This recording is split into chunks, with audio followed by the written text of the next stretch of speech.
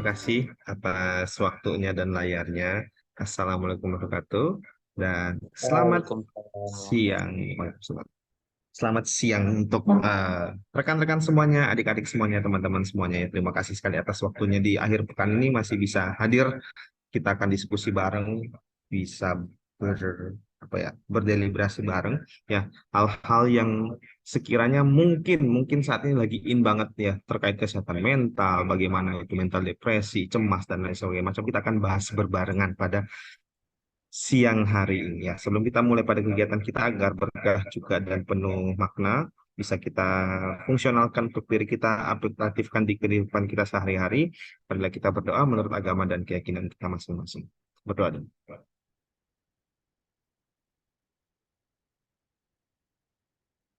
Alhamdulillah, sungguh tidak ada kata berhenti untuk berdoa. Saya mohon izin share screen dulu. Ini jujur slide-nya saya buat baru saja ya, sekitar tadi subuh lah ya. Jadi saya lebih banyak ingin berdiskusi sih bagaimana sih kita menjadi seorang anak muda yang sehat secara fisik tadi sudah dibahas Dr. Konita. Sekarang kita akan berbicara sehat secara mental karena fisik pun tidak cukup. Sebagian besar penyakit itu diawali dari mentalitas kita. Ya, kadang fisiknya sudah oke tapi mentalnya yang tidak oke.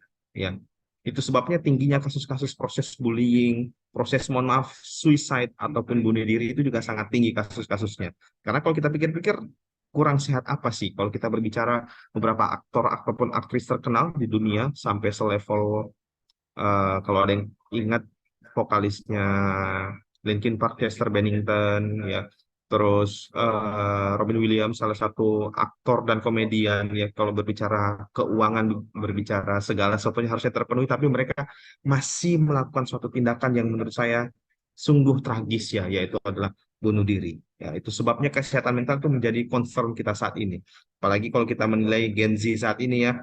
Gen Z saat ini memang bisa kita katakan pressure-nya mereka lebih karena mereka berada di era teknologi yang sudah sangat serba cepat dan sudah sangat serba terintegrasi ya, sehingga itu akan menyebabkan daya saing dan juga daya mental juga akan berpengaruh, sedikit banyaknya akan berpengaruh kepada adik-adik sekarang ya.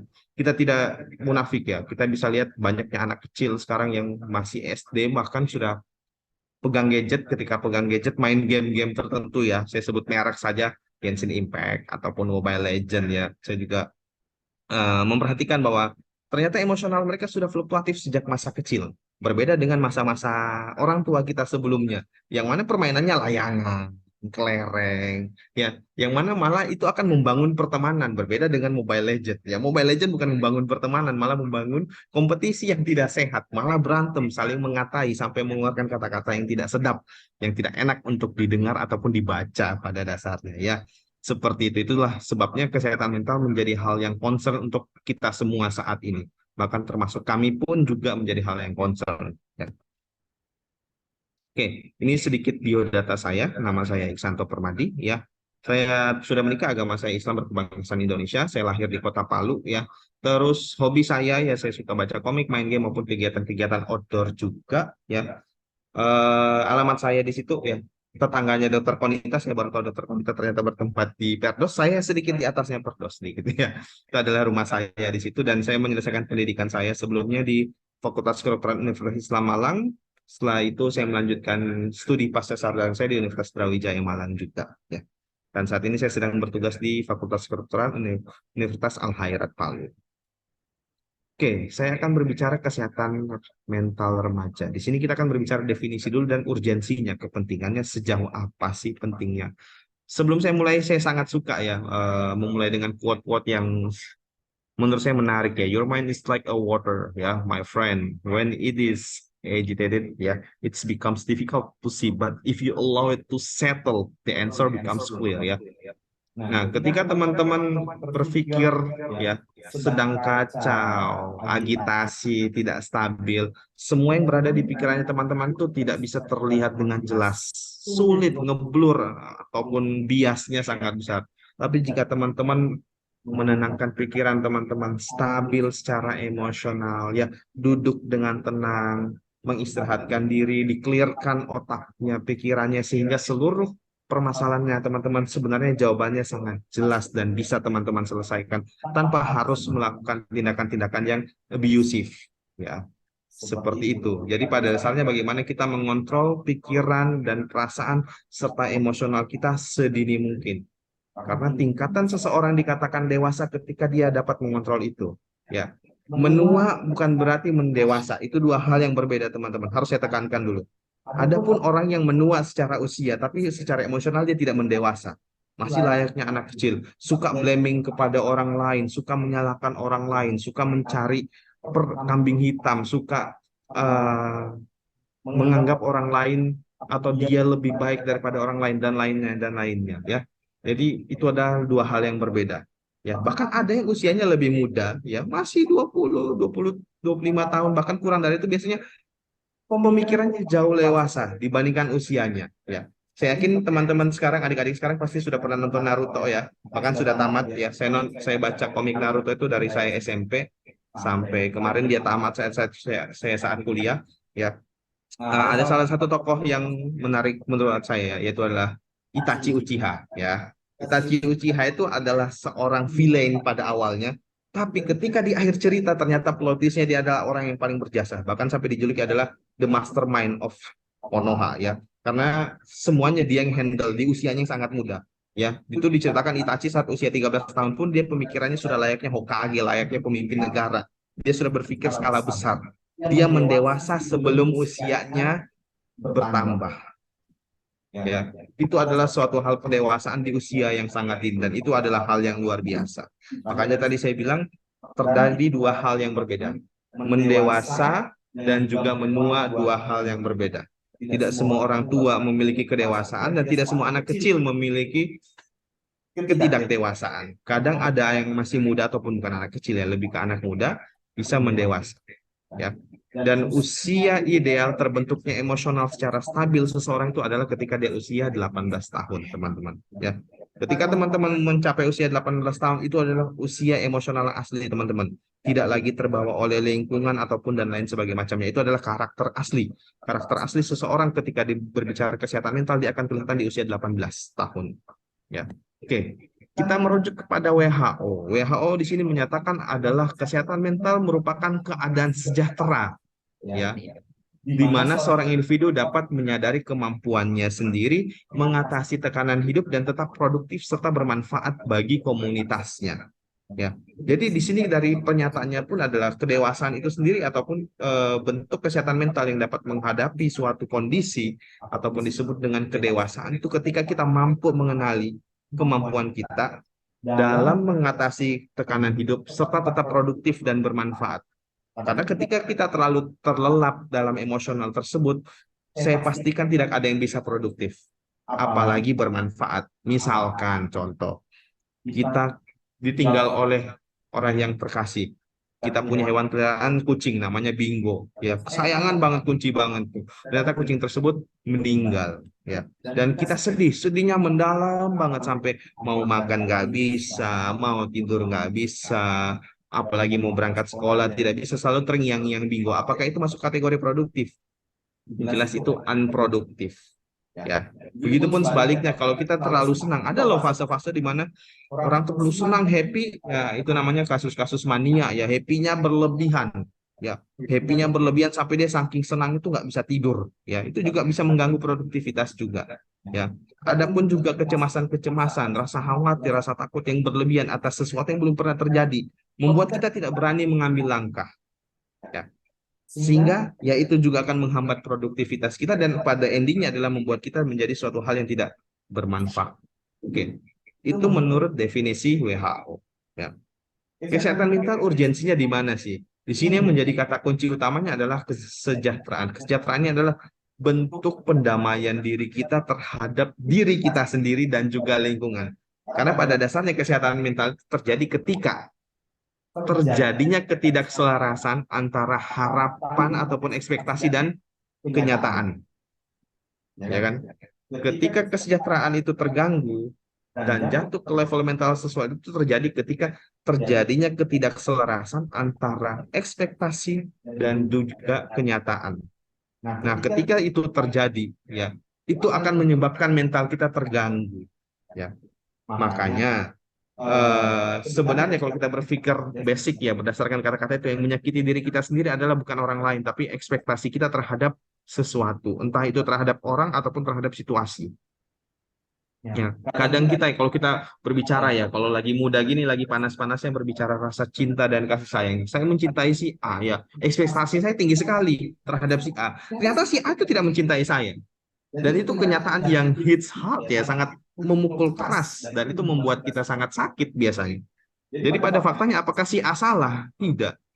Yang salah adalah kita menempatkan ekspektasi kita tidak sesuai pada tempatnya. Dan itulah yang perlu kita perbaiki ke depannya. Dan itu yang dinamakan sebuah kedewasaan, ya. Life must going on, ya. Kehidupan harus tetap berjalan. Teman-teman tidak boleh stuck pada satu episode. Waktu terus bergulir, hari terus berganti, dan teman-teman akan terus bertumbuh berkembang layaknya manusia pada umumnya. Dari anak kecil menuju dewasa, remaja muda menuju dewasa muda menuju dewasa akhir sampai ke lansia, ya. Tidak ada waktu pun untuk tersisihkan supaya kita tertahan pada satu episode, diakibatkan adanya permasalahan-permasalahan yang tidak bisa kita selesaikan pada level-level tertentu. Itulah urgensinya kesehatan mental. Oke, kita berbicara kesehatan mental itu sendiri. Saya akan berbicara mulai dari seberapa besar kasusnya, tanda gejalanya seperti apa, ya. Karena di sini pada endingnya ya, saya ingin teman-teman kita sudah mulai open minded, ya, mulai bisa satu mengolah dan mengatur emosional sendiri. Nah, adapun proses-proses kita meluapkan emosional banyak, ya, karena kan kita harus selesaikan tuh emosionalnya. Kalau ada yang marah, ada yang sedih, harus dilakukan apa, ya? Apakah berupa aktivitas yang menyenangkan? Banyak orang, tiap orang akan memiliki style yang berbeda, ya, untuk hal tersebut. Nah, tapi basicnya adalah kita akan membahas ini. Ini sedikit biologi dan juga kedokteran. Kita akan berbicara hormon. Sebenarnya lebih tepatnya adalah neurotransmitter namanya. Neurotransmitter itu adalah senyawa atau zat ataupun juga boleh disebut hormon yang bekerja di fungsional otak kita, ya. Dan ada beberapa hormon yang menjadi titik utama, ya. Kenapa sih kita bisa bahagia? Kenapa sih kita bisa sedih? Kenapa sih kita bisa senang? Dan hormon-hormon inilah atau neurotransmitter inilah yang bekerja secara utuh dalam otak kita. Ya, satu hormon dopamin, ya. Dia akan menyebabkan manusia merasa bahagia, ya. Sementara ada endorfin juga, ya. Ini dia memiliki salah satu efek adalah mengurangi rasa nyeri, ya, membuat kita bisa tahan terhadap rasa sakit. Sakit ini tidak hanya berbicara sakit fisik, tapi bersakit secara mentalitas pun juga bisa ada, ya, bisa ditahan oleh endorfin, ya. Serotonin. Serotonin ini akan berhubungan dengan pengiriman sinyal pesan. Bagaimana kita menerima informasi masuk ke telinga kita dan dikirim ke dalam otak kita, ditransmisikan oleh serotonin, ya. Dan ini akan mempengaruhi afek mood namanya. Afek itu adalah bentuk ekspresi yang dimunculkan. Hari ini saya senang. Nah, wajah senyum inilah namanya afek, ya. Afek mood itulah, ya. Nah, ini akan mempengaruhi suasana hati. Dan yang terakhir adalah oksitosin, ya. Ini oksitosin yang akan berhubungan yang juga sebenarnya kalau ini di idealnya lebih banyak pada teman-teman wanita. Di pria pun ada, cuma kadarnya tidak terlalu besar. Ini berkaitan dengan rasa cinta dan kasih sayang, ya. Tingginya kadar oksitosin itu akan memicu rasa perasaan kita menyukai, menyayangi, melindungi, mengayomi, ya. Teman-teman bisa lihat ya, kita tidak usah berbicara di level manusia dulu. Ketika teman-teman berbicara di level seperti teman-teman punya kucing ataupun hewan peliharaan lainnya, ketika habis melahirkan, ya, induknya atau ibunya yang habis melahirkan tuh biasanya jauh lebih agresif terhadap manusianya, bahkan termasuk pemiliknya, pemilik hewan tersebut. Kenapa? Karena saat dia baru melahirkan, kadar oksitosin itu sangat tinggi. Dua fungsi oksitosin: satu, meningkatkan bentuk rasa awareness dan kasih sayang dia terhadap anak-anaknya. Kedua adalah memacu proses produksi dan bukan produksi sih, lebih tepatnya pengeluaran ASI, air susu ibu, ya. Itu sebabnya oksitosin akan sangat tinggi fluktuasinya ketika pada proses pasca melahirkan. Dan itu menimbulkan rasa kasih sayang, ya. Makanya seorang ibu pun ketika selesai melahirkan pasti ketika melihat bayinya akan penuh rasa kasih sayang. Masih di bulan pertama dia gendong, dia sayang, sangat sangat sangat dia lindungi, sangat diayomi, ya, karena tingginya kadar oksitosin, ya. Jadi empat hormon inilah yang meregulasi suasana hati, pikiran, dan juga semuanya organ di tubuh kita, ya. Oke. Kesehatan mental remaja secara prevalensi sangat besar ya teman-teman ya. Ini tidak hanya terjadi di Indonesia, di seluruh dunia ya. Ini garis besarnya dari usia 10 sampai 14 tahun itu sebesar 13%. Pada usia yang sedikit lebih besar, pada usia-usia remaja itu sudah mencapai 14% dari total seluruh populasi di dunia. Nah, kita mengambil salah satu negara adidaya ya. Negara adidaya yang dianggap kehidupannya super duper kompleks dengan segala kekayaan negaranya. Ternyata bahkan anak usia 2 tahun pun sudah mengalami gangguan mental ya. Dan tidak sedikit mereka ya ketika mencapai remaja di usia sekian di atas 12 tahun mereka jatuh ke level depresi berat sampai ada keinginan bunuh diri. Itu sebabnya di negara Amerika Serikat tingginya penggunaan narkoba, bullying dan sampai ke level bunuh diri diakibatkan gangguan mentalnya sejak usia sangat-sangat dini. Jadi ibaratnya kita tinggal menunggu waktu ketika mereka dewasa bisa melakukan segala sesuatunya sendiri dan mereka ujung-ujungnya akan melakukan tindakan yang bersifat abusive atau melukai ataupun mencederai diri sendiri sampai menghilangkan nyawanya sendiri. Faktor resikonya macam-macam. Ya, kita mulai dari faktor sosial itu sendiri, lingkungan sosial. Ya, kita tidak bisa menafikan ya, lingkungan sosial kita sangat berpengaruh ya, sangat-sangat besar pengaruhnya ya. Keluarga itu sendiri ya, kadang harusnya keluarga yang bersifat suportif malah jadi depresif ya. Harusnya yang bisa membantu malah menghambat ya. Harusnya bisa mendukung malah mengatai ya itu kadang seperti itu juga ya serta individu-individu yang terpengaruh oleh lingkungan eksternal yang jauh lebih luas bisa di lingkungan sekolah, di luar sekolah ataupun lingkungan-lingkungan yang lain yang kaya akan atau dekat dengan kekerasan, kemiskinan maupun stigma-stigma tertentu itu juga sangat berpengaruh. Ya, kadang saya mohon maaf ini saya nggak sebut di mana dan di tempat mana. Kadang ada situasi tertentu adalah perempuan nggak usah sekolah, perempuan tuh jadi ibu rumah tangga aja gini gini gini. Akhirnya stigma itu akan melekat ya, melekat dan membuat seorang gender tertentu khususnya wanita yang saya sebut tadi itu akan termakan stigma itu ya udah ya. Dia tidak bisa memperbaiki kualitas hidupnya, tidak bisa mengembangkan dirinya, potensinya, sehingga itu akan menyebabkan mentalnya juga terganggu, terhambat. Ya, di sisi lain juga penggunaan teknologi digital tadi sudah saya sempat singgung di awal, di mana terjadinya pergeseran yang sangat besar ya. Dulu ponsel itu hanya dipegang oleh orang tua dan juga turun kepada level dewasa muda dan juga remaja yang saat kuliah. Sekarang bahkan anak SD pun sudah bisa pegang ponsel dan sudah bisa melihat segala sesuatu yang mungkin seharusnya di usia itu dia tidak perlu lihat. Ya, sehingga secara tidak langsung mentalnya dipaksa untuk dewasa sebelum secara fungsional tubuh dia akan mendewasa. Ya, dan itu akan menyebabkan kesenjangan juga dan akan ujung-ujungnya menjadi sebuah gangguan mental juga. Nah, saya akan mengambil beberapa titik poin dari berbagai macam kesehatan mental. Sebenarnya sangat banyak ya. Saya mengambil dua poin yang akan berujung ke poin ketiga, di mana ini akan menjadi kesinambungan yang sangat penting, yang jatuh ke level mental abusive. Ya, apalagi di level teman-teman eh, remaja ya maupun di level-level dewasa muda ya. Satu, depresi. Depresi adalah gangguan suasana yang menyebabkan perasaan sedih dan kehilangan minat secara terus-menerus apapun penyebabnya ya.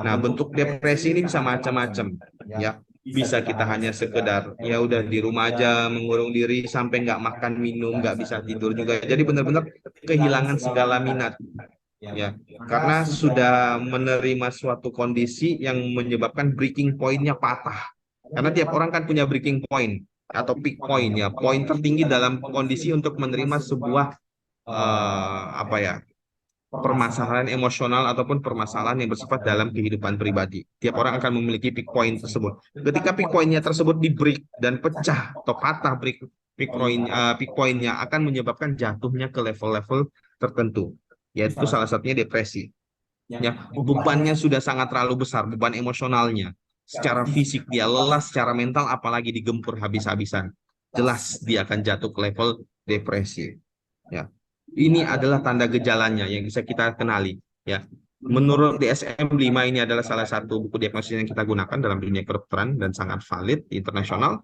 minimal 5 dari 9 tanda dan gejala ini tapi saya perlu tekankan teman-teman ada 3 tanda yang utama seseorang dikatakan mengalami depresi satu anergi, kedua anhedonia, dan yang ketiga adalah afek depresif. Ya, Anergi itu benar-benar tubuhnya sudah tidak ada tenaga.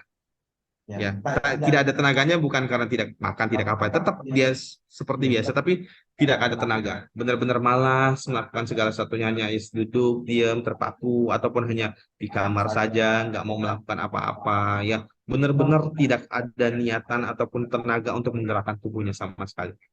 Kedua adalah anhedonia. Anhedonia sudah benar-benar tidak bisa merasakan kesenangan. Ya, lagi kondisi kayak gini, coba aja transfer 10 juta di rekeningnya. Kalau dia nggak senang, berarti dia anhedonia. Contohnya seperti itu. Ya, jadi benar-benar tidak bisa merasakan kesenangan. Ya, mau ditransfer 1 M pun dia nggak bisa senang. Ya, kita ingat ya, salah satu artis kita di Indonesia, kita sebut saja yang kemarin kasusnya Nia Ramadhani sama Ardi Bakri, terus beberapa tahun yang lalu juga Raffi Ahmad ya. Kenapa saya bisa berani mereka jatuh ke level depresi? Karena gini, mereka kalau secara finansial apakah ada masalah? Penghasilan mereka aja dalam 1 hari bisa lebih dari 100 juta. Ya, tapi mereka masih mencari kesenangan di luar dari kesenangan itu dengan menggunakan obat-obatan. Bayangkan saja uang sebanyak itu tidak bisa membuat mereka senang. Ya.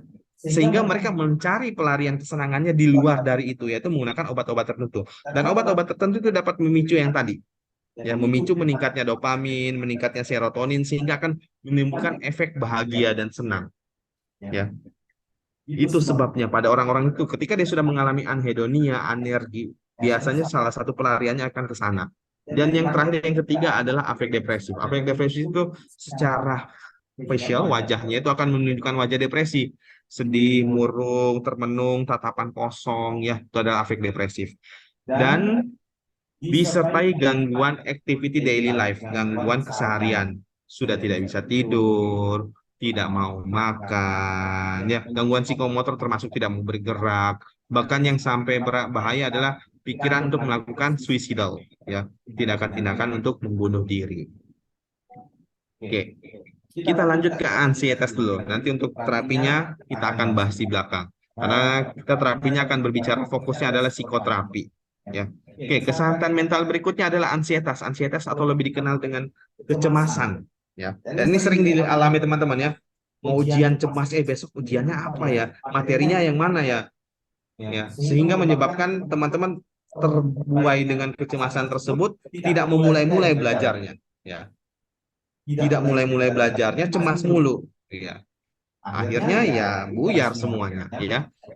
Ansietas sendiri adalah merupakan suasana hati yang berorientasi pada masa depan, ya, ataupun perilaku kompleks, ya, terhadap persiapan suatu peristiwa yang dianggap mengancam, sebenarnya tidak mengancam, ya.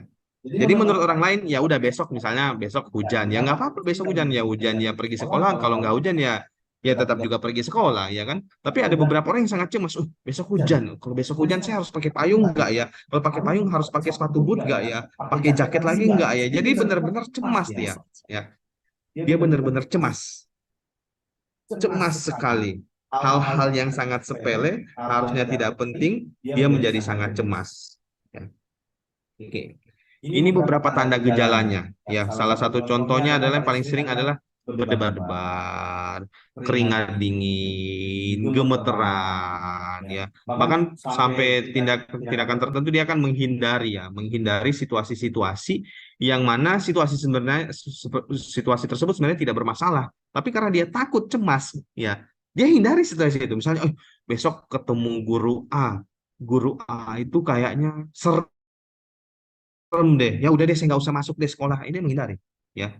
Ataupun ada kondisi-kondisi yang gelisah berupa agitasi, ya, tidak bisa diam gini, gerak-gerak terus, mondar-mandir, atau ada yang sampai golongan-golongannya orang mules, ya, tiba-tiba diare, sakit perut, itu adalah bentuk kecemasan, ya, bentuk ansietas, ya, itu ada salah satu bentuknya. Cuma memang ada yang skala kecil, ada yang skala berat.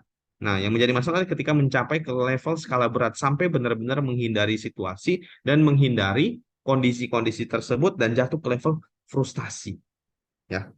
Tuh. Nah, dari kedua permasalahan tadi, ya, kedua permasalahan tadi itu kalau tidak dihandle dengan bagus dan optimal, ya, akan jatuh ke level self harm atau tindakan yang bersifat abusive atau melukai diri sendiri, ya.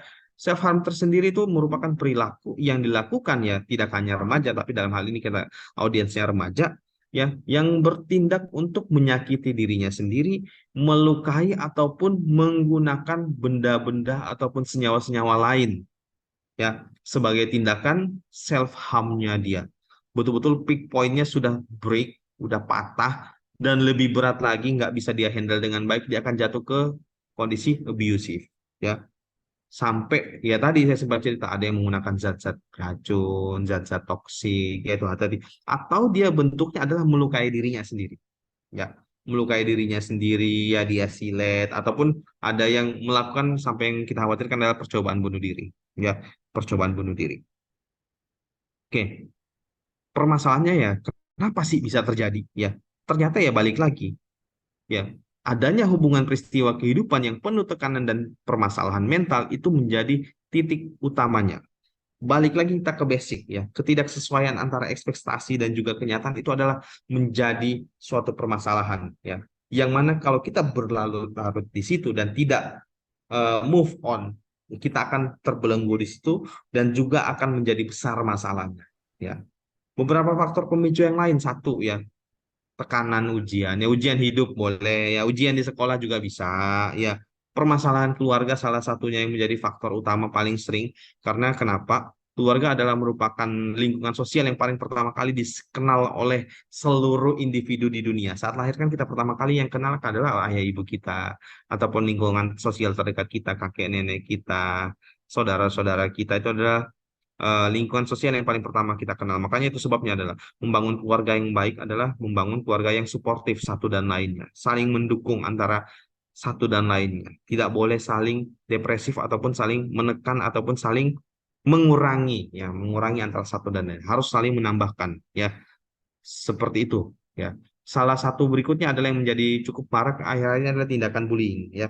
Bullying itu memang sudah ada sejak lama ya. Tapi mulai rame itu di era 2015 ke atas ya, sampai ada tindakan-tindakan yang berlebihan.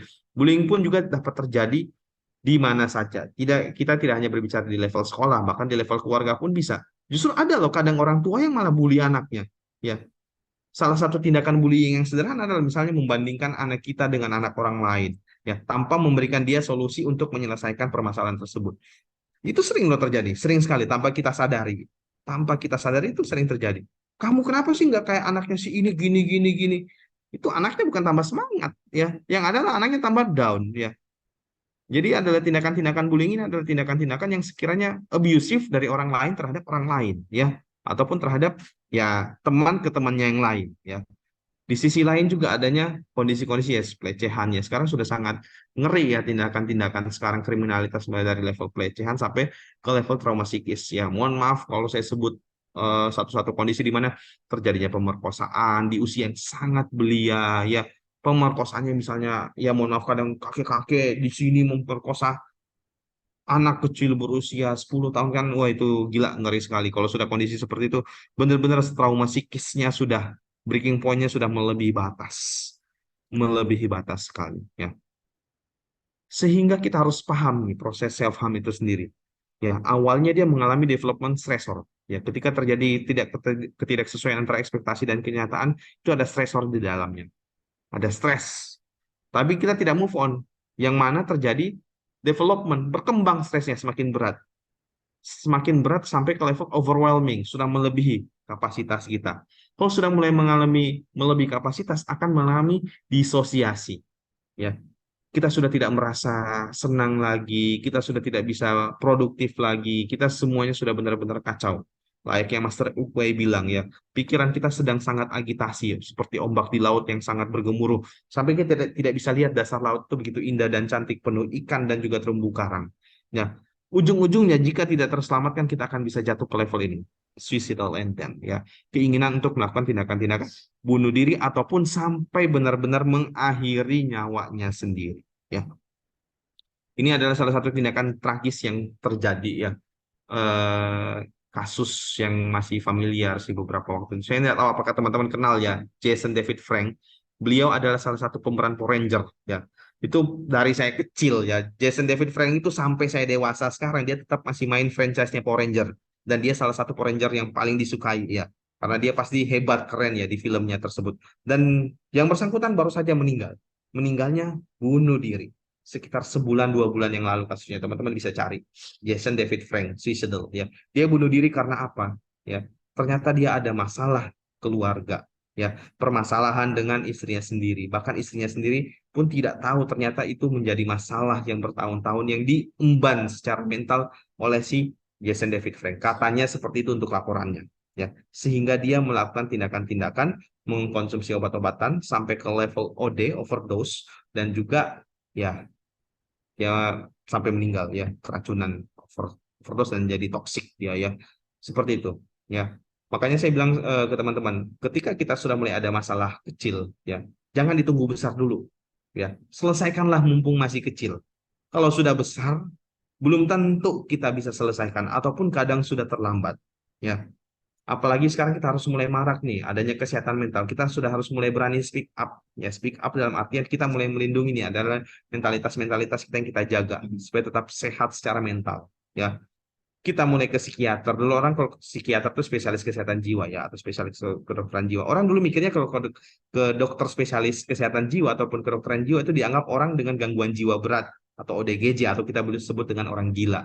Padahal tidak. Orang-orang yang mengalami mental illness ataupun gangguan mental yang bersifat skala minor sampai mayor ya, itu juga silahkan datang ke psikiater ya.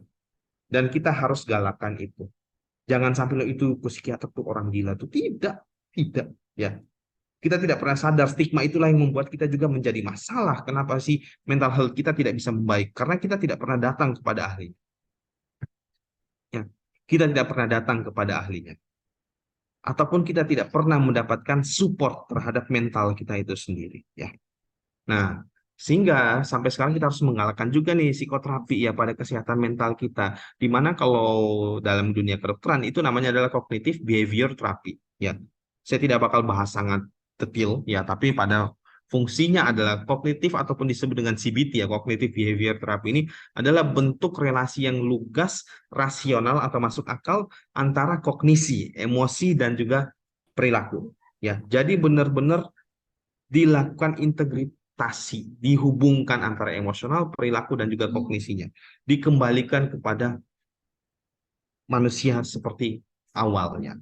Ya, kita lihat ada dua permasalahan yang saya bahas tadi di awal. Ada depresi dan juga ansietas. Ansietas dia akan fokus kepada penggantian pikiran-pikiran yang bersifat otomatisasi. Karena kalau pada orang ansietas itu pikirannya negatif mulu.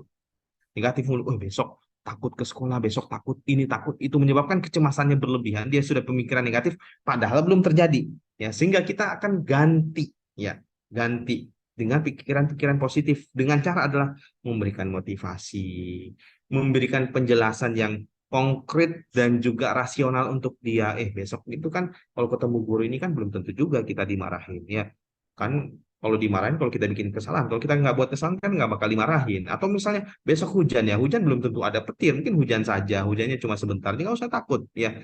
Hal-hal yang membuat dia cemas kita berikan penjelasan secara konkret dan juga diberikan feedback yang positif, sehingga dia bisa mengurangi kecemasannya dan dia bisa tetap produktif jalan. Kalau pada depresi kita fokus adalah memulai kembali aktivitas positif ya.